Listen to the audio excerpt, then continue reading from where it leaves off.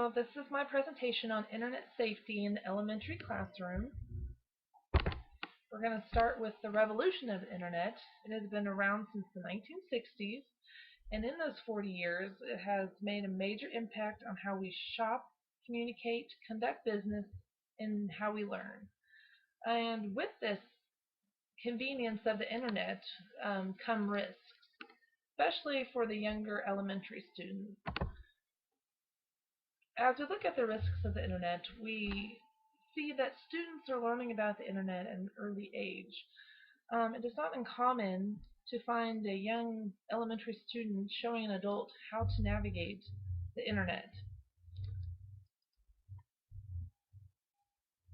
Another risk for young students is unsupervised internet at school and home, especially at home with nowadays both parents working outside the household. They're more apt to be home alone after school until their parents get off work, so they have access without supervision to the internet. And in this, they can come across pop-ups that could lead to pornography sites. They could be exposed to cyberbullying and maybe even releasing some of their personal information. Here's just a picture of some young students that are gathered around the computer. This picture just shows just how young students are learning about the internet. There are ways that are being used to help protect the students from just the risks that come with the internet.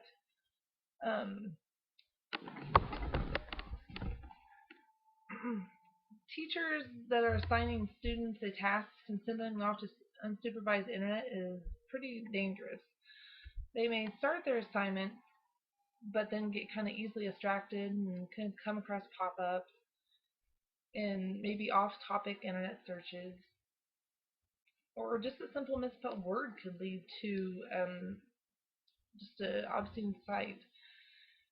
This is where the Children's Internet Protection Act, also known as the CIPA, can come into effect. Schools and libraries must have internet safety policy for filtering. As of 2000, this CIPA was put into effect to help protect what students have access via the internet. This policy will help block and filter pictures that are obscene, like child pornography, or anything that are harmful, that could be harmful to the students.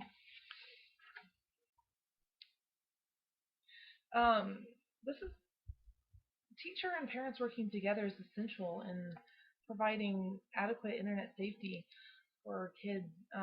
We need to make sure we go over internet policy rules with our students, and also not only that, but make sure that they understand what we're going over with them. If they don't understand what we're saying, then they're not going to follow the rules.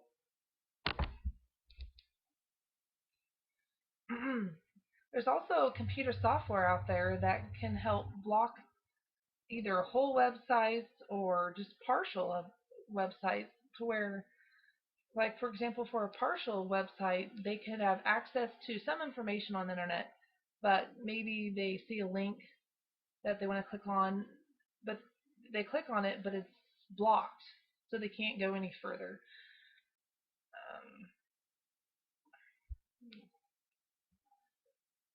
Teachers and parents also have access to monitoring students' internet activity via the History tab. Depending on what type of computer they're working on, the History tab is located in different locations, but it can help the teacher and the parent go through the websites that their child or student has had access to.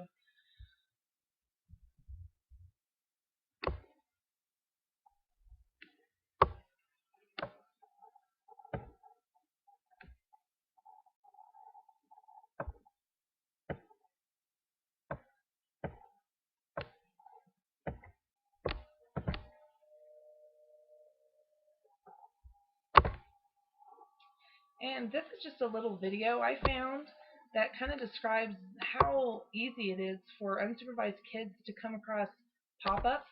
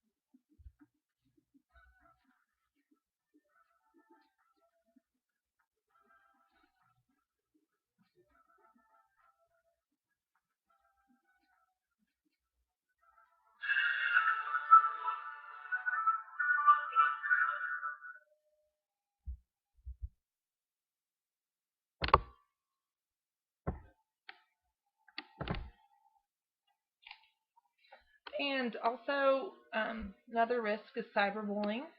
Um, we're all familiar with bullying in person, but with the internet, it makes it so a lot easier to post mean comments and spread rumors and gossip.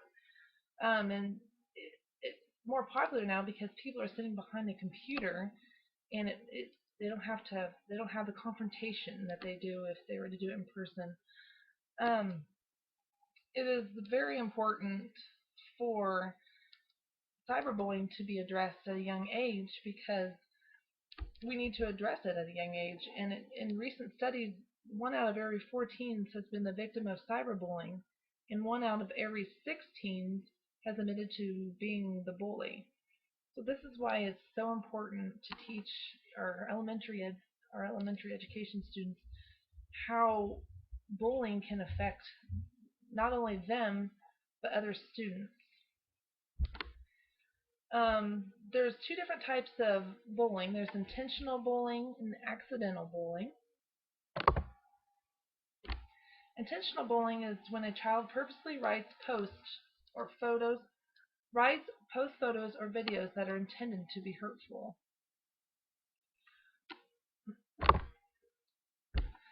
Accidental bullying, I'm sure when someone sends a text or an email or post something on social media, we tend to maybe sometimes read it differently than intended. So this also can come across as bullying even when the sender is not wanting it to be. So this is what is called accidental bullying. Accidental bullying is when the sender has good intentions and the receiver takes it as a cruel comment. Um,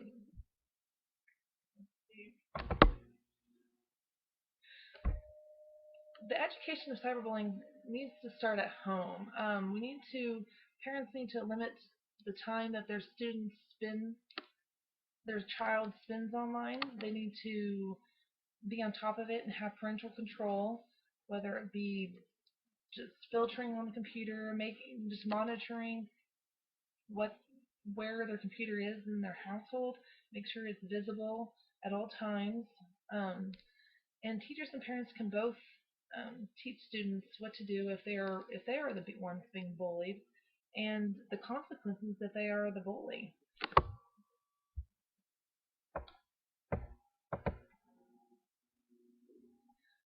We need to teach our students if they are being bullied, they need to let a parent, a teacher, counselor, principal, or someone they trust know. It's something that needs to be taken care of right away. Um,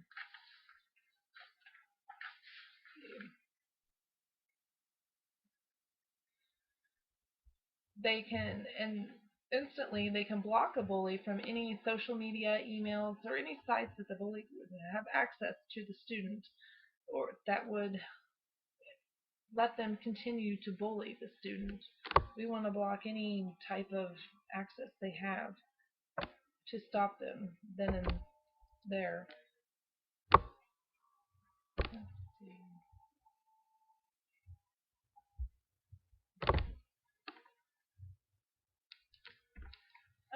As far as personal information, um, there's so many websites out there, even if you're just signing up for a free trial, that require not only your name, your email, sometimes even phone numbers.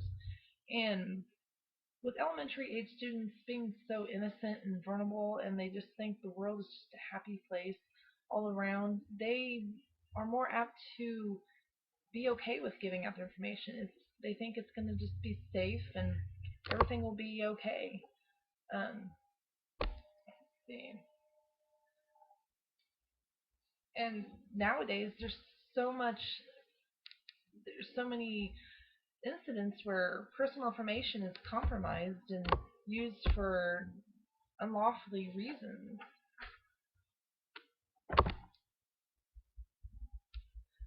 Protecting personal information is access to chat rooms, social media, or YouTube.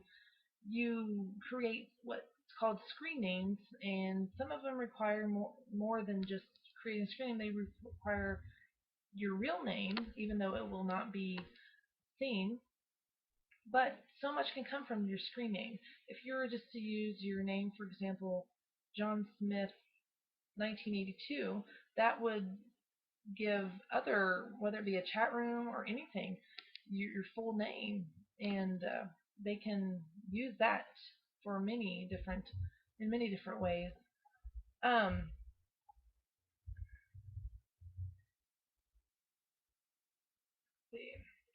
and teachers and parents can both help the student create a safe screen name to use online, something that doesn't identify them. You don't want any identification being on the internet. There's online predators that are just spending hours and hours on the internet looking for the next victim, and they try to arrange, they take advantage of young students and children and try to arrange meetings with them. Um, Teachers and parents need to teach their kids and go through scenarios that just tell them that people aren't always what they say they are online. Here's a little video that kind of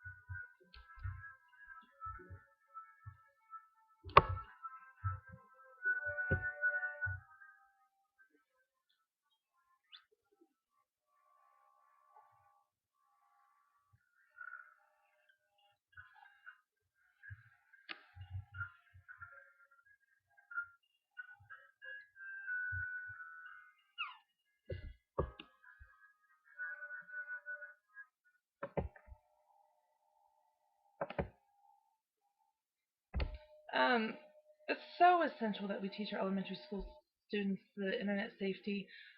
They're how they're the fate of our country. They need to we need to help them stay protected and